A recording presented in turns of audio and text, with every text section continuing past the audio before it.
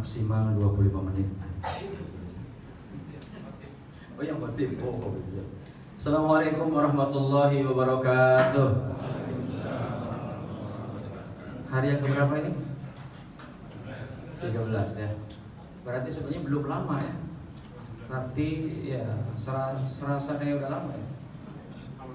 Alhamdulillah. Soalnya masjid yang tadinya pengurus mau melebarkan masjid di awal-awal ya, karena penuh, sekarang nggak jadi karena masjidnya lebar lagi. Dan ternyata karena kelihatan sudah agak lama mungkin perasaannya, jawab salam pun agak lemas. Saat itu saya ulang lagi. Assalamualaikum warahmatullahi wabarakatuh.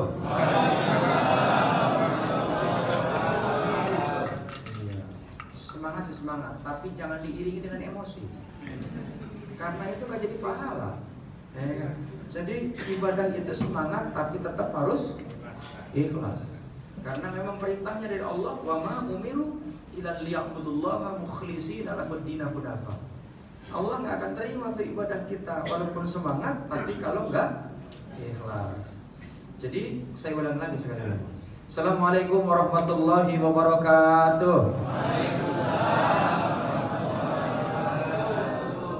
Alhamdulillah. Untuk salam aja udah keambil 10 menit. Bersyukur kita kepada Allah dengan ucapan Alhamdulillahirabbil alamin, karena hari ini Allah masih takdirkan kita untuk bisa menggerakkan tubuh kita, untuk bisa melakukan beragam aktivitas yang kita mau. Tandanya kita masih hidup. Dan yakinilah, tanamkan di dalam mindset dan perasaan kita bahwa hidup ini sesungguhnya bukan milik kita, tapi hidup ini adalah milik Allah Al-Hayyu, milik Allah Al-Muhyi. Karena dialah Allah yang mengatur segala urusan kehidupan, karena dialah Allah yang maha hidup, dan dialah Allah yang memberikan kehidupan bagi kita. Sebab itulah hari ini pun kita berkumpul, itu bukan karena kita, bukan karena siapapun, bukan karena apapun, tapi kumpulnya kita karena atas izin Allah Al-Jami yang maha menghimpun. Maka kalau ditanya punya kita apa, punya kitab itu yang mana, maka jawabnya kita gak punya apa-apa. Betul? Kita ini gak punya apa-apa. Bahkan tubuh kita ini aslinya pun bukan milik kita. Karena pada saatnya tiba, tubuh kita ini akan dikembalikan oleh Allah sesuai dengan awalnya, itu dari saripati tanah. Maka kita akan dikembalikan ke tubuh kita ke tanah. Ruh akan kembali menghadap Allah, mempertanggungjawabkan dengan tubuh yang ditempati. Dan sebab itulah kita ini hanya sekedar ngaku-ngaku saja bahwa ini punya saya, ini punya saya, itu punya saya. Itu hanya ngaku-ngaku saja.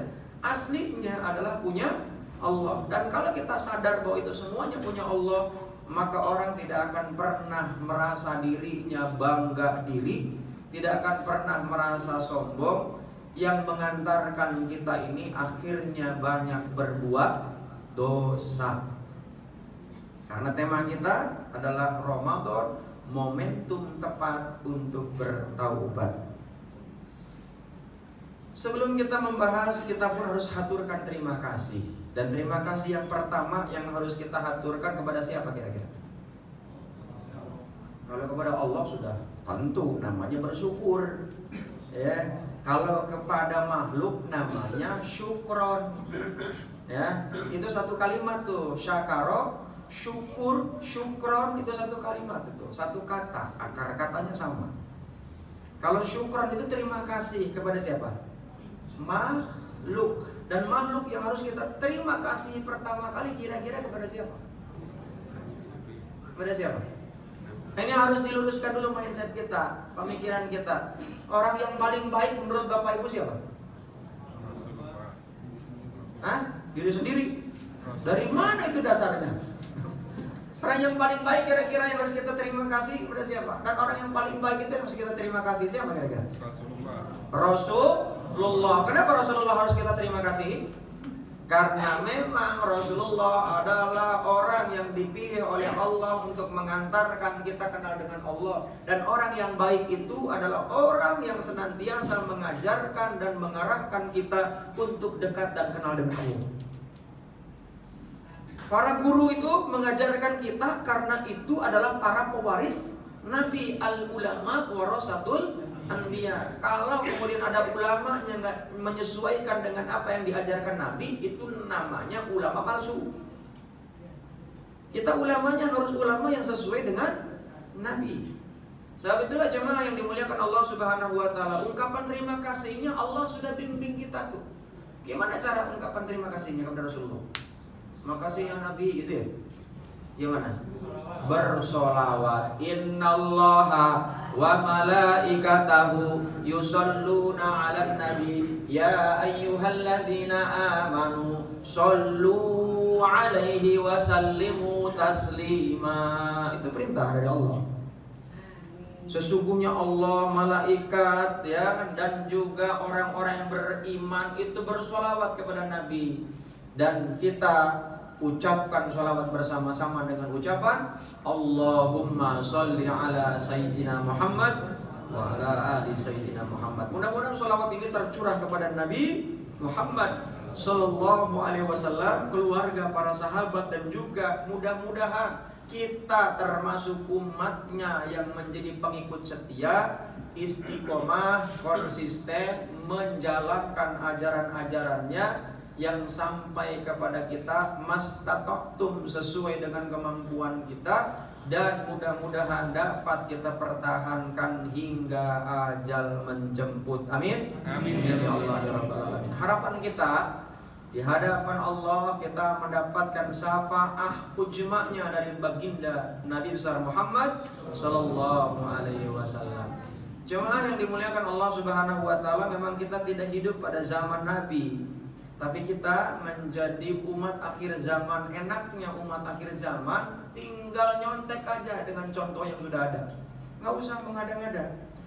Sudah contoh saja yang sudah ada, karena semuanya sudah ada. Jadi jemaah yang dimuliakan Allah Subhanahu wa taala, karena Rasulullah ini kata Allah, laqad kana lakum fi Rasulillah uswah hasanah. Suri teladan yang paling sangat lengkap bukan yang lain, yaitu Rasulullah. Dari mana kita tahu Rasulullah menjadi uswah? Dari ulama. Dan ternyata ulama ini sudah mendapat garansi dari Nabi. Sudah mendapatkan legalitas dari Nabi. Dengan kalimat Nabi, al-ulama warasatul anbiya. Bahkan Allah pun menggaransi, inna yakhshallah min ibadihil ulama. Sesungguhnya hamba yang paling sangat takut kepada Allah adalah ulama. Jadi kalau ada ulama yang gak takut sama Allah, melakukan tindakan-tindakan kecurangan, itu ulama palsu. Ya. Jadi jemaah yang dimuliakan Allah Subhanahu wa taala, tema kita adalah Ramadan sebagai momentum tepat untuk bertaubat. Di dalam hadis Rasulullah SAW, baginda Nabi pernah menyampaikan dengan lisannya, namanya sunnah qaul, ya, yaitu perkataan Nabi. Kata baginda Nabi, kulubani Adam khoto, bahwa setiap manusia ini tempatnya salah. Kalau saya tanya sama jamaah, ada nggak di sini yang nggak pernah berbuat salah? Ada? Coba angkat tangan. Nggak ada? Oh, nggak ada. Termasuk saya, semuanya, termasuk Nabi. Kalau yang namanya manusia, kecuali malaikat, malaikat tuh nggak pernah berbuat salah, karena memang nggak ada nafsunya. Kalau manusia ini ada nafsunya, makanya kenapa Nabi Adam sampai dijadikan oleh Allah untuk sujud. Sujudnya bukan sujud ibadah, tapi memberikan penghormatan kepada Nabi Adam sebagai manusia. Kenapa? Karena manusia ini dikasih nafsu, tapi nafsunya mampu dikendalikan. Kalau malaikat taat ya wajar lah. Oh, nggak ada nafsunya, ya kan? Coba aja laki-laki, Pak, udah punya istri cakep, masih ngelirik gak? Masih, Pak. Apalagi ustadz yang ceramah di depan, lihat jamaah wanita berada di hadapannya, pasti dilihatin dan semangat itu penceramahnya. Betul kan? Nggak peduli itu muda ataupun tua, kadang-kadang aki-aki pun lihat yang bening melek juga. Betul kan? Oh, betul ya. Kecuali udah konslet, ya kan, masalah. Nah, sebab itulah jamaah yang dimuliakan Allah Subhanahu wa taala, maka tuntunan itu yang kemudian membuat kita akhirnya menjadi tunduk. Kenapa? Karena kita coba kendalikan tuh nafsu kita. Kenapa? Karena kata Allah, innan nafsa la'amaratu bisu. Sesungguhnya nafsu ini lebih cenderung mengarahkan kita kepada yang salah. Dan Ramadan itu ada sebuah syariat yang Allah turunkan, namanya siam atau saum. Ya, di bulan Ramadan itu ada sebuah syariat namanya siam atau saum. Dan Ramadan ini nama lainnya disebut dengan syahrul taubah. Ya, atau bahasa lain disebut dengan syahrul maghfirah. Tahunnya ampunan, bulannya ampunan. Sebab itulah jamaah yang dimuliakan Allah Subhanahu wa taala, pernah suatu ketika Nabi ini mau berceramah, berkhutbah, naik ke sebuah mimbar. Ketika Rasulullah baru naik tangga pertama, Rasulullah ngucapin amin. Amin. Naik lagi tangga kedua, Rasulullah ngucapin amin. Naik lagi tangga ketiga, ucapin amin.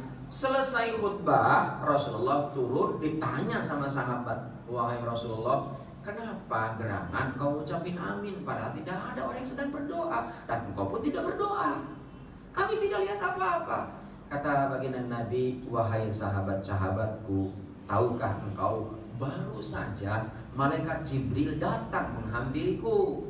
Dia berdoa kepadaku, celakalah orang yang datang bulan Ramadan sampai berakhir, tapi ampunan Allah nggak kunjung diberikan. Masya Allah, rugi nggak tuh? Rugi Pak. Kalau kata yang medsos Pak, pagi-pagi kita melek, suruh makan, pagi nggak sarapan, baru makan sore hari, dapatnya cuma lapar doang. Rugi dong. Nah gitu kan? Iya kan? Rugi dong, kita nggak dapat apa-apa.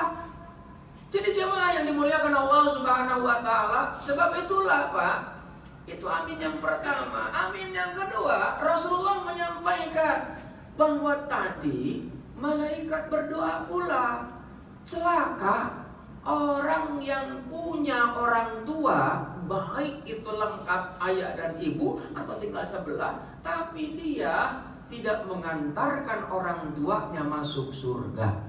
Maka Rasulullah SAW mengucapkan amin. Amin yang ketiga, Rasulullah kemudian menyampaikan kepada sahabat bahwa malaikat Jibril berdoa, celakalah orang yang ketika disebut namamu dia tidak bersolawat kepadamu. Dan malaikat Jibril, Nabi Muhammad mengucapkan amin. Jadi jemaah yang dimuliakan Allah Subhanahu wa taala, di awal Ramadan ini adalah syahrul taubah. Sebab itulah jemaah yang dimuliakan Allah Subhanahu wa taala, terkait dengan taubat ini, dalam akhlak kepada Rasulullah ada yang disebut dengan khauf dan roja. Apa itu khauf? Khauf itu khawatir, khauf itu takut Pak. Kalau kita takut singa Pak, biasanya menghindar yang jauh. Tapi kalau khauf, takut kepada Allah, menghindar atau mendekat? Mendekat Pak. Sebab itulah akhlak kepada Allah, khauf itu harus dimiliki supaya kita tidak menjadi orang yang semena-mena Pak. Kita takut amal kita tidak diterima, kita takut ketika bertobat Allah nggak menerima. Maka ada yang kedua Pak. Selain yang namanya khauf, ada yang disebut dengan roja. Roja itu berharap amal kita diterima, berharap Allah menerima taubat kita, walaupun kita adalah orang yang paling sangat kelam masa lalunya. Sebab itulah jemaah yang dimuliakan Allah Subhanahu wa taala, ada sebuah ayat, ya, ayat ini sebetulnya asbabun nuzulnya ada beberapa versi, Pak.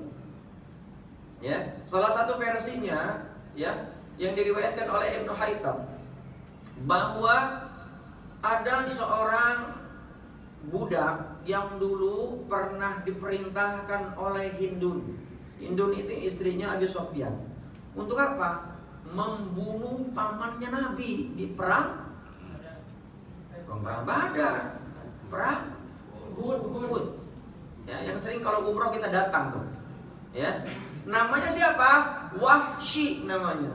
Wahsy ini Pak diperintahkan oleh Hindun Dia akan dimerdekakan dengan catatan dia bisa membunuh Hamzah. Kenapa? Karena dendam kesumat.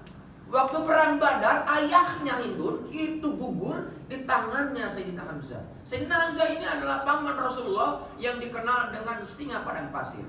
Dan itu tidak ada yang berani sama Sayyidina Hamzah. Dan justru gugurnya oleh seorang budak yang namanya Wahsy. Wahsy ini adalah seorang kulit hitam.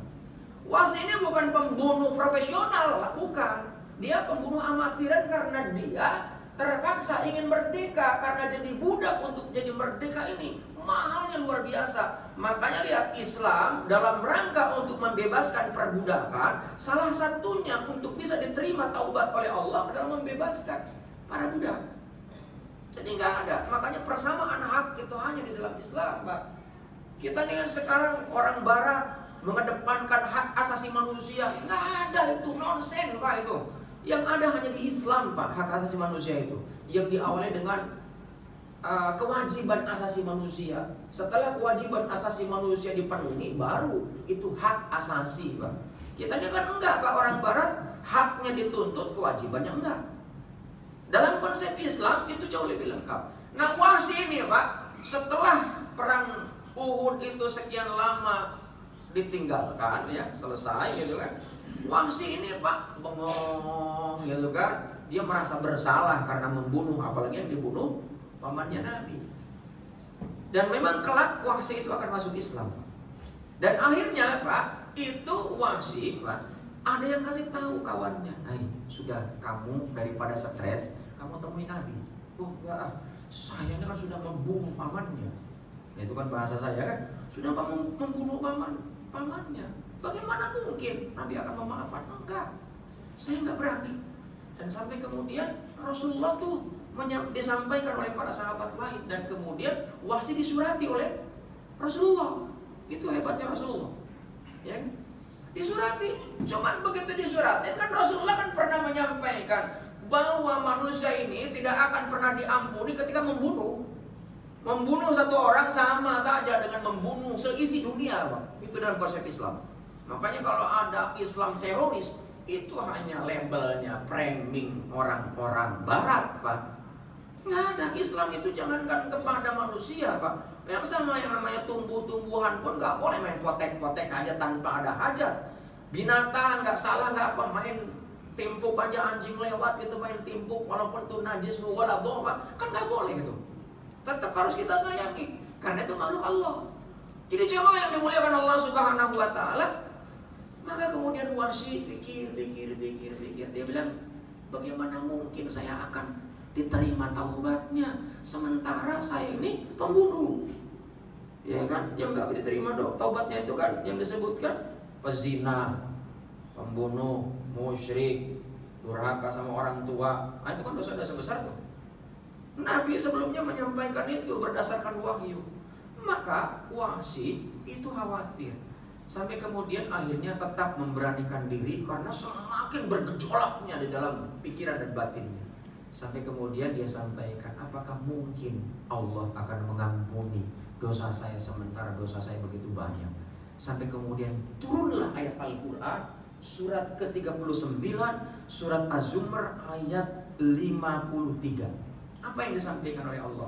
Qul ya ibadiyalladzina asrafu la taqnatu min rahmatillah innallaha yaghfiru dzunuba jami'an innallaha ghafurur rahim.